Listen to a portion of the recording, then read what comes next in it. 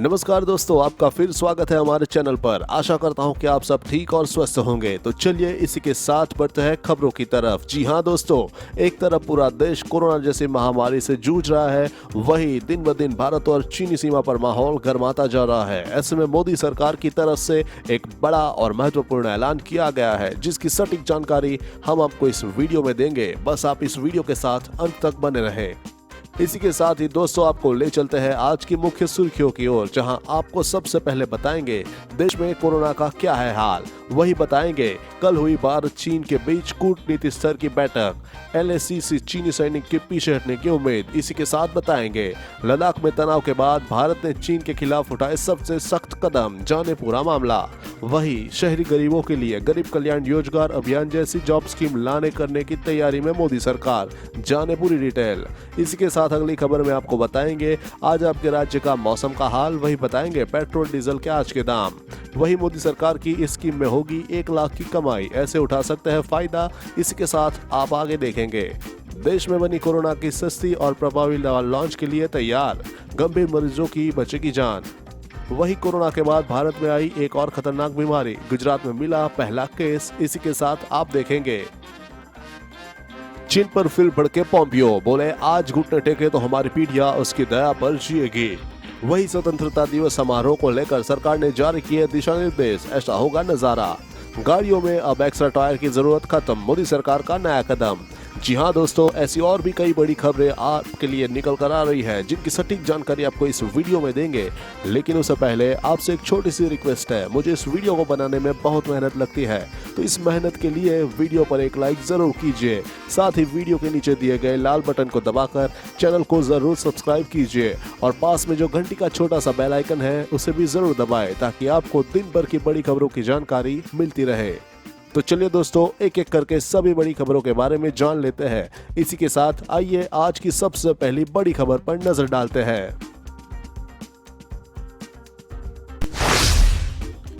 भारत में corona virus का कहर जारी, देश में कंफर्म केसों का आंकड़ा 12,88,130 के पार पहुंचा और 30,635 से ज्यादा भी लोगों की जान जा चुकी है।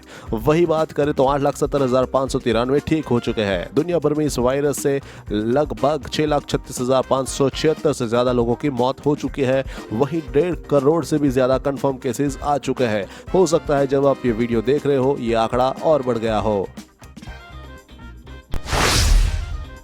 राहुल गांधी ने पीएम मोदी पर फिर किया वार। जी हां, कांग्रेस नेता राहुल गांधी ने एक बार फिर चीन मुद्दे पर ट्वीट कर भारत सरकार को आगाह किया है। इसमें राहुल ने पीएम नरेंद्र मोदी पर आरोप लगाने के साथ ही विदेश नीति पर भी प्रश्न चिन्ह खड़े किए हैं। राहुल ने कोरोना वायरस से जुड़े अपने एक बयान का हवाला देते हुए कहा, मैंने उन्हें तब भी चेताया था, आज भी आगाह कर रहा हूँ, वो इस पे भी खारिज करने पर आमदा है। राहुल ने लिखा कि मैं उन्हें कोविड-19 और अर्थव्यवस्था पर चेतावनी देता रहा, उन्होंने इससे खारिज कर दिया। आखिरकार आपदा आ गई है, मैं उन्हें चीन पर चेतावनी देता रहता हूं, वे इसे भी खारिज कर रहे हैं। इसी के साथ बढ़ते हैं अगली खबर की तरफ। भारत चीन सीमा गतिरोध के बीच कल दोनों देशों के बीच कूटनीतिक स्तर की बैठक हुई थी। चीन की सीमा पर गतिरोध के बाद से यह दोनों देशों के बीच चौथी बैठक हुई। बैठक से एक दिन पहले गुरुवार को समीक्षा करने के लिए राजनयिकों की एक महत्वपूर्ण बैठक हुई। घटनाक्रम से परिचित लोगों ने गुरुवार को कहा कि इस बैठक में मुख्य ध्यान मतभेदों को खत्म करने पर होगा, जिसके परिणाम स्वरूप विघटन और डी-एस्केलेशन प्रक्रिया को रोक दिया गया है। मामले से जुड़े लोगों ने बताया कि दोनों पक्ष दोनों देशों के नेतृत्व द्वारा सहमति के अनुसार विघटन और डी-एस्केलेशन प्रक्रिया में हुई प्रोग्रेस को देखेंगे। किसी ने नहीं कहा था कि यह प्रक्रिया सरल होगी, यह जटिल और लंबा खींचा जाएगा। वही चीन को लगा बड़ा झटका, मोदी सरकार ने खरीद के नियमों को बदला, होगा पड़ोसी मुल्क को नुकसान। जी हां दोस्तों, सीमा पर मौजूदा तनाव के लिए मोदी सरकार ने चीन को घरेलू बाजार में भी झटके देने वाला कदम उठा लिया है। सरकार ने चीन सहित उन सभी देशों से सार्वजनिक खरीद पर नियंत्रण लगा दिया है जिनकी सीमाएं भारत से लगती है। इन देशों का कोई फर्म सुरक्षा मंजूरी और एक विशेष समिति के पास पंजीकरण के बाद ही टेंडर भर सकेगी। बताते चले कि चीन के साथ सीमा विवाद के बाद यह कदम उठाया गया है। इसी के साथ आगे अमेरिका के विदेश मंत्री माइक पोम्पियो ने फिर एक बार चीन पर अपनी भड़ास निकाली है। उन्होंने चीन को आड़े हाथों लेते हुए उससे मुकाबले के लिए समान विचारधारा वाले देश और संयुक्त राष्ट्र नाटो जैसी अंतर्राष्ट्रीय संस्थाओं को एक साथ एक मंच पर आने को आह्वान किया है। उन्होंने कहा कि आज हमने घुटने टेके तो हमारे बच्चों को उसकी दया पर निर्भर रहेंगे। पोम्पियो ने कहा कि चीन ने हमारी बेशकीमती बौद्धिक संपदा और व्यापारिक रणनीतियों के तौर तरीकों से पर्दा उठा दिया है। उसने आपूर्ति श्रृंखला को अमेरिका से दूर कर उसका दोहन किया और इसमें मशीनों और दास श्रमिकों को जोड़ा है। उसने अंतर्राष्ट्रीय वाणिज्य के लिए दुनिया के प्रमुख जलमार्गों को भी असुरक्षित बनाया है। वही स्वतंत्रता दिवस पर समारोह को लेकर सरकार ने जारी किए दिशा निर्देश। जी हां, देश में कोरोना वायरस महामारी के बीच स्वतंत्रता दिवस को लेकर तैयारियां जोरों पर है। इस बार लाल किले पर अलग ही नजारा देखने को मिलेगा। ऐसे में केंद्रीय गृह मंत्रालय ने स्वतंत्रता दिवस समारोह के लिए कोविड-19 के मद्देनजर दिशा निर्देश जारी किए हैं। मंत्रालय ने सभी सरकारी कार्यालयों, राज्यपालों आदि से कहा है कि वे सार्वजनिक आयोजन से बचे और समारोह के लिए प्रौद्योगिकी का उपयोग करें। इस बार बहुत कम मेहमानों को स्वतंत्रता दिवस के मौके पर न्योता दिया गया है। साथ ही स्कूली बच्चे भी नजर नहीं आएंगे। इस दौरान जगह जगह हैंड सैनिटाइजर रखे जाएंगे। सभी के लिए मास्क पहनकर आना जरूरी होगा। बैठने की अलग व्यवस्था होगी और 2 गज की दूरी सुनिश्चित की जाएगी।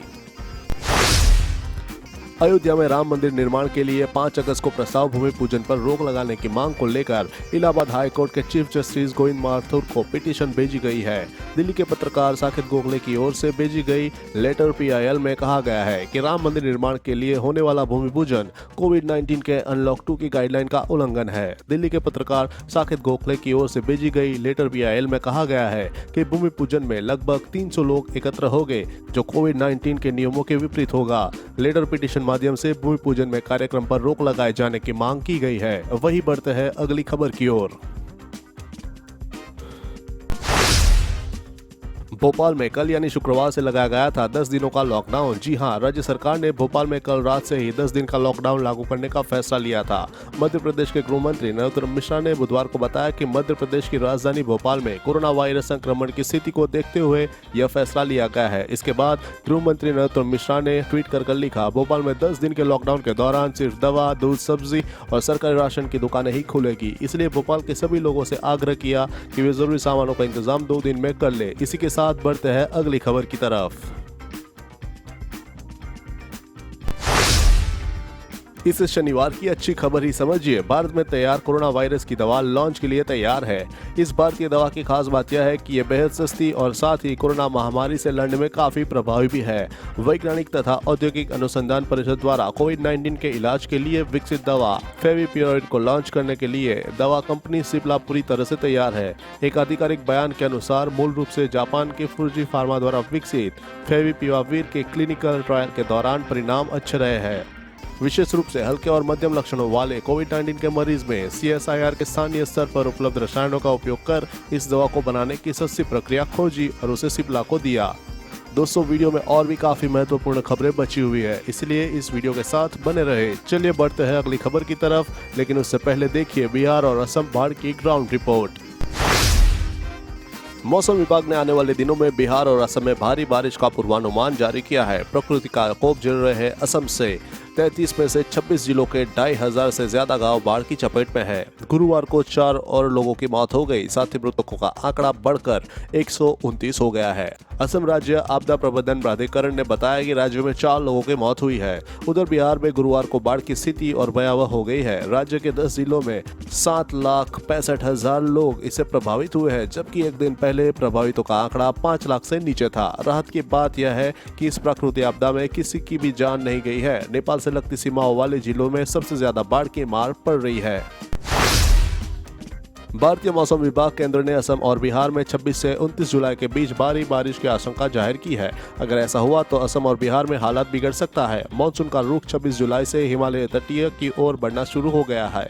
उत्तराखंड, हिमाचल प्रदेश, उत्तर प्रदेश और बिहार और 27 से 29 के बीच पंजाब तथा हरियाणा में भारी से अति भारी बारिश होने की संभावना है। IMD ने कहा कि 26 से 29 जुलाई के बीच पश्चिम बंगाल, असम, मेघालय, अरुणाचल प्रदेश, नागालैंड, मणिपुर, मिजोरम और त्रिपुरा में भी भारी से बहुत अति भारी बारिश होने का अनुमान है। वहीं आंतरिक कर्नाटक, अंडमान व निकोबार द्वीप समूह, कोंकण, गोवा, गुजरात, दक्षिण पूर्वी और उत्तरी राजस्थान, पंजाब, हरियाणा और दिल्ली में 1-2 स्थान पर हल्की से मध्यम बारिश हो सकती है। सरकारी तेल कंपनियों ने आज फिर पेट्रोल और डीजल की कीमतों की जस-तस छोड़ दिया है। इससे 4 दिन पहले ही डीजल की कीमतों में 12 पैसों की बढ़ोतरी हुई थी। IOCL की वेबसाइट से मिली जानकारी के अनुसार दिल्ली, कोलकाता, मुंबई और चेन्नई में 1 लीटर पेट्रोल की कीमत क्रमशः 80 रुपीज 43 पैसा, 82 रुपीज 10 पैसा, 87 रुपीज 19 पैसा और 83 रुपीज 63 पैसा प्रति लीटर है।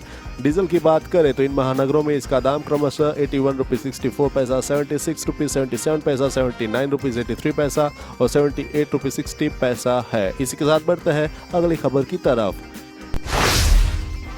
ग्रामीण स्तर पर बेरोजगारी की समस्या को दूर करने के लिए गरीब कल्याण रोजगार अभियान लॉन्च कर चुकी केंद्र सरकार अब शहरी क्षेत्रों के लिए भी ऐसी स्कीम लॉन्च करने के लिए तैयार है। यह स्कीम शहरी गरीब प्रवासी मजदूर को केंद्र में रखकर तैयार की जाएगी। कोरोना वायरस के संकट से निपटने के लिए लागू हुए लॉकडाउन के चलते बड़े पैमाने पर रोजगार छीनने की चुनौती से निपटने के लिए सरकार इस स्कीम को लाने जा रही है। बिजनेस स्टैंडर्ड की एक रिपोर्ट के मुताबिक सरकार में आंतरिक तौर पर इसकी चर्चा चल रही है। रिपोर्ट के मुताबिक यह स्कीम ग्रामीण स्तर पर लॉन्च की गरीब कल्याण रोजगार अभियान की तर्ज पर हो सकती है या फिर मनरेगा के शहरी वर्जन के तौर पर इसका लॉन्चिंग किया जा सकता है।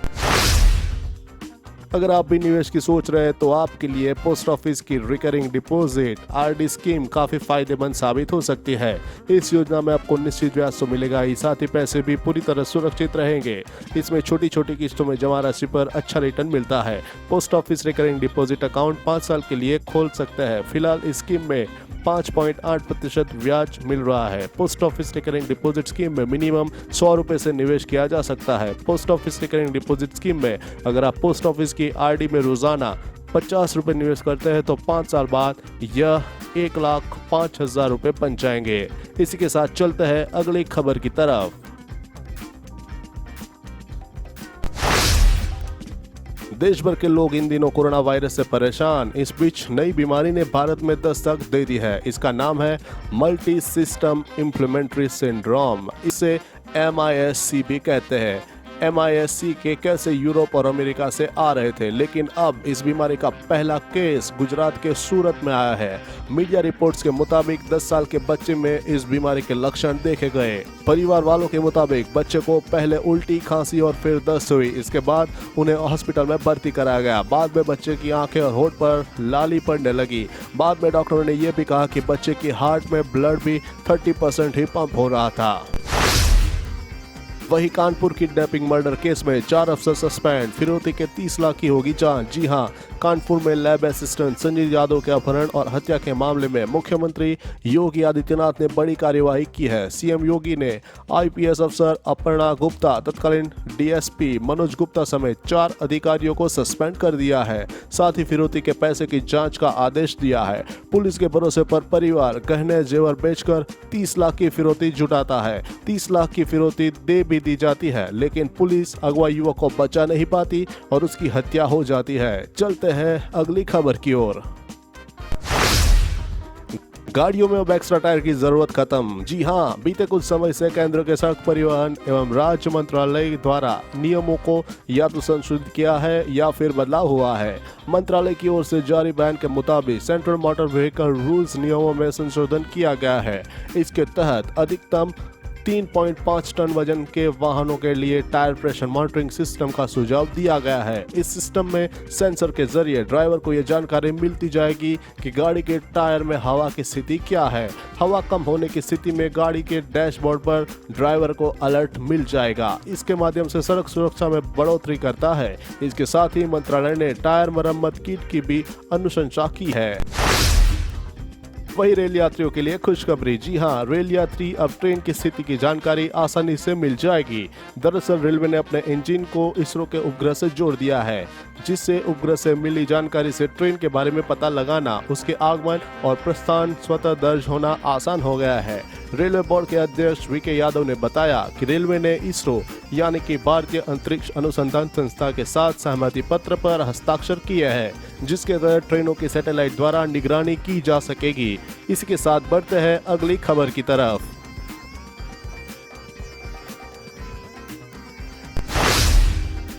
क्रिकेट प्रेमियों के लिए खुशखबरी। IPL 2020 की तारीखों का ऐलान। जी हां, बहुत प्रतीक्षा इंडियन प्रीमियर लीग 19 सितंबर को संयुक्त अरब अमीरात में शुरू होगा और इसका फाइनल 8 नवंबर को खेला जाएगा। आईपीएल चेयरमैन ब्रजेश पटेल ने शुक्रवार को पीटीआई को यह जानकारी दी। आईपीएल संचालन परिषद की अगले सप्ताह बैठक होगी, जिसमें इसे अंतिम रूप देने के साथ कार्यक्रम को मंजूरी दी जाएगी। पता चला है कि भारतीय क्रिकेट बोर्ड ने अपनी योजना से फ्रेंचाइजी को अवगत करा दिया है।